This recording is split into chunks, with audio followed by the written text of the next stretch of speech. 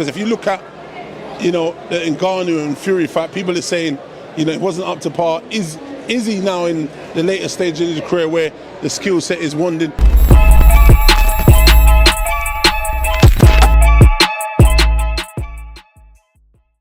Pro boxing fans here in London with none other than Dean Whyte. Dean, I've not seen you since last year. So how's things been? How was your January? Normally January is a bit slow. Yeah, slow, rough, difficult, cold, miserable, everything. But a good thing, I'm back in the gym now. I started back the gym the other day, so I'm feeling pretty good. You know, my mental health is good. It's helping, man. Good venting outlet at the gym. You know, I forgot about that for a little while now.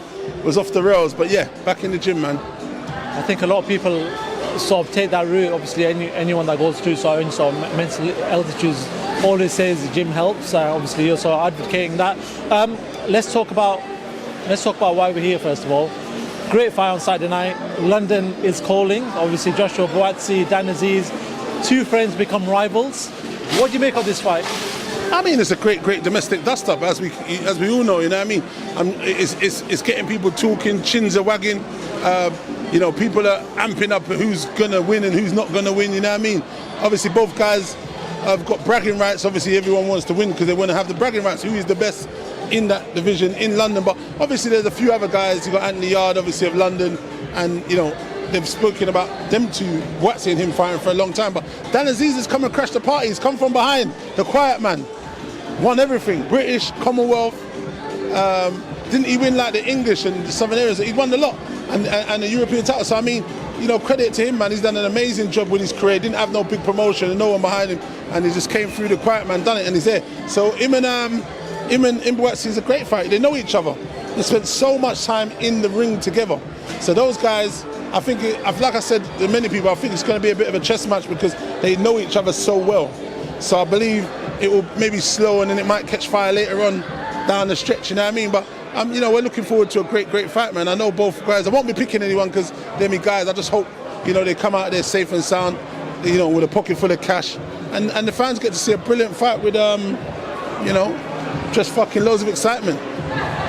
Don't want to actually get your prediction because obviously, like you said, they're both mates, but is there a lot more pressure on Joshua Buatsi? I know Dan sort of said in the gloves are off, he's been putting the pressure on him, but is there more pressure? Because we know that Joshua Buatsi maybe should be maybe 2 stages ahead of where he is right now, fighting for world glory, obviously due to his boxing career and promotional stuff that it hasn't happened. But is there a lot more pressure on Joshua Buatsi? Yeah, I think there is a lot more pressure on him because, you know, he's the golden boy, he was the darling, he was an Olympian, he went to Matchroom.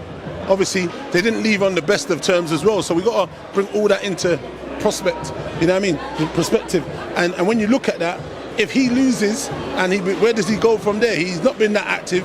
Then Dan becomes the head man at Sky and Boxer, and that pushes him to a corner. And we could see a similar thing what they've done to Lawrence Okoli, where he's out in the cold. They told him he was going to be the face and he's going to be the star boy. He got smoked by Chris Miller Smith, and now what rescue and aid have they done for Okoli? He's just in the dark.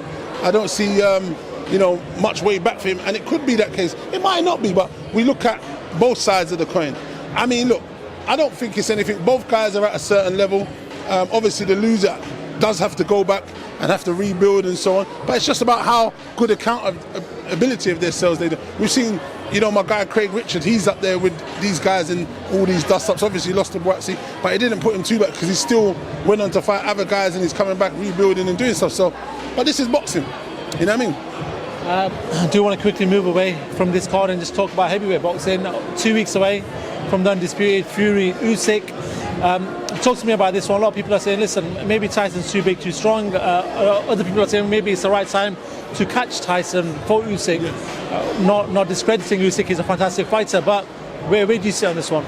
I understand why people are saying that, because if you look at, you know, the Ngannou and Fury fight, people are saying, you know, it wasn't up to par. Is he now in the later stage of his career where the skill set is wanted? Did he overlook him? There's many factors.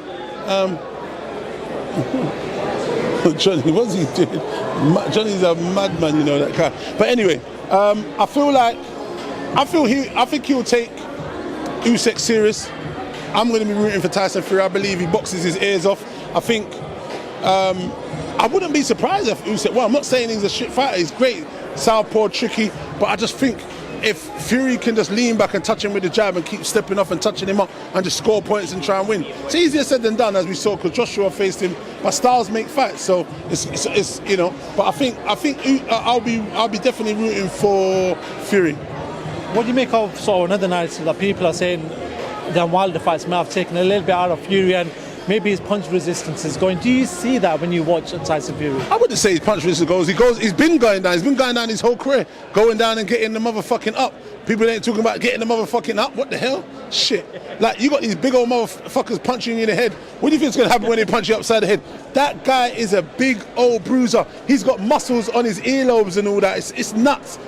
That guy's legs, his neck, his head, bro. That guy is actually. Like, it's kind of funny that you see him and Joshua facing, and he is actually more destructive than Joshua. And all Joshua was supposed to be for that physicality and that look.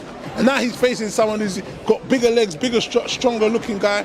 And it's interesting because MMA guys are durable, man. They're all like, you know, kickboxers, they're normally tough and durable. And I like the stuff he was doing in that fight with Fury and Ngannou. The IQ, but you can see he's still naive, but he's still done a lot of good stuff. The tying up was brilliant from him. The holding, the stepping back sometimes. You know that you'd think he wouldn't be so savvy. Do you know what I mean? But he was doing some nice stuff in there. But he did get caught with some good shots. But I don't believe you're going to allow Joshua to hit you on the chops with those kind of shots, because it's going to be good night Irene. He is a destructive puncher. He's a knockout artist. But at the same time, I still believe elites fight each other, it tends to go the distance when elites fight each other, because it's smarts, it's IQ, and more than not, most of the guys, the fights are a little bit slower, a bit more patient, because, you know, people are trying to set traps. How does Usyk beat Fury? If there is a game plan to put into place, how would you say that would be the case? I don't know how he beats him, but I think just being Usyk, being busy, being, you know, letting his hands go, maybe outscoring him, I guess, maybe. Because I wouldn't say Fury throws a lot of shots, but he does enough, uses his jab a lot, paws a lot, knows how to tie up, you know, when he needs to.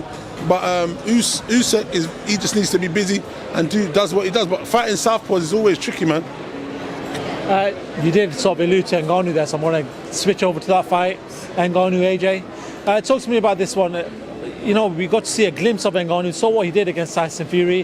There still isn't much of a blueprint on what he brings. We know what he brought to that fight, but there is a vast amount of footage or a vast amount of things that you can say about Ngannou. Does that pose a threat for Anthony Joshua, or do you believe that AJ should just get the job done easily? I think AJ should win. The better fundamentals in boxing, the experiences with AJ, and obviously the boxing ability, but this is an elite fighter, an elite MMA fighter, was a champion, and he was a boxer before, so I heard he boxed as a youngster, so he did have boxing experience, and because he doesn't look like a raw novice. You know, when someone says, oh, he's won it, look, he was not a raw novice. Do you know what I mean? He had fight experience, and then obviously, you know, he's been boxing first, and that seemed to not be the chosen route. He went to MMA once he came to Europe, so I mean, he's an elite guy, and he understands what elite athletes go through, the fighting mentality, the toughness, what you go through. Getting kicked in the head is not easy. Getting taken down and elbowed in the face is not easy. And those are a lot harder than getting punched in the face.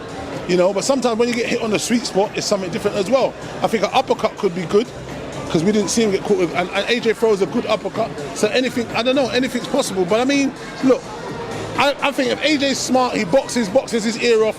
If he sees any dents, any chinks down the stretch as the fight closes out, and if he shows any signs of tiredness, if he goes to the body, then he maybe can step it up. But he doesn't need to engage with someone with that much power, because he's good at left hooks, and he's good at, you know, throwing them big old meat cleavers, them bombs, as we saw. And the uppercut was great as well, what he done to Overeem, and he nearly took his head off. You're right in regards to what he is savvy. I was in Riyadh for that fight. When we saw the first couple of rounds, he looked like he'd fought for about 15-20 fights already in the boxing ring. I do want to talk about that card though. Another fight that brings a lot of big interest is Joseph Parker, Zhilei Zhang. Great fight on the card. Great. Talk to me about that one, man. Zhilei Zhang, I think, is one of the dark horses right now in the heavyweight division. He seems to have improved for me I've loved the way obviously he stepped up and he obviously dealt with Joe Joyce, because Joe Joyce was the little dark horse for a minute that seemed to be a destructive puncher and beating everyone, and he smoked Parker, and that was a shock to a lot of people, the stoppage. You know what I mean? So if you do maths, you'd say Zhilei Zhang wins, but it's not always 1 and 1 makes 2. As we saw, we all assumed Deontay Wilder was going to knock out Parker, and he won and boxed his head off, and now he's in this position.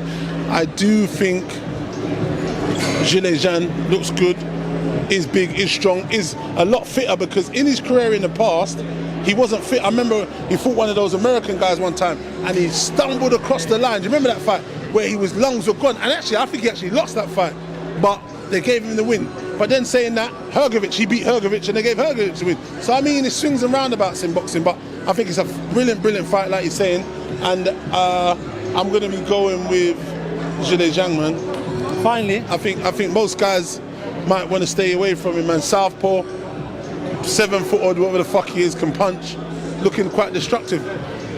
I think if anyone is going to get him mixed up with the heavyweights, it's going to be the Saudis. They're all making these fights happen. I credit to them, man. Making this shit go down. They're not fucking around. Money talks, bullshit walks. 100%. Let's talk just the last bit, just a bit of drama in boxing, as there is sometimes. Ryan Garcia falling out with Oscar De La Hoya publicly, but then there's Floyd Mayweather in his corner now. It just seems to be... They're always falling out. Ryan's his own man. You know that normally, if a fighter did that to a promoter, they would dash them. They would sack them. But you know what it is? Because he's such a golden boy, brings good numbers, big following media-wise, and sells a lot of tickets, and De La Hoya doesn't say nothing to him. You imagine some fighters doing what they've done in UK. They'll be benched. They'll be on the shelf. You would not be fighting. You know what I mean? But look, it is what it is. Ryan seems to be doing good, drawing in the numbers. He's making his money. I don't know, man. Talk to me about one fight you want to see made this year. We know the heavyweights are going to get made in Saudi at some point, but I'm not sure. I've not really thought that far about who I'd like to see. Haney Tank. What about Haney Tank? Yes, that's a fight I'd like to see, actually. There you go. You pointed it out to me. Thanks very much. Dean, listen, always a pleasure. Before I let you go, talk to me about Black Box Global. What's the latest, man? Yeah, man. Black Box. 2 weeks today, we got our guy Alfie Clegg fighting for the IBO Youth World title. So if you're interested, we've got tickets. You can pay on the door. You can hit me up for tickets and so on. What day? Friday, the 16th of February. 2 weeks today in Tolworth, man. Great night of boxing, great food. Come down and share a great night and support and watch Alfie win his first title. Dean Whyte, always a pleasure, my man. I will see you around in the coming weeks, but thank you very much for giving me your time. Yeah, cheers. Thanks.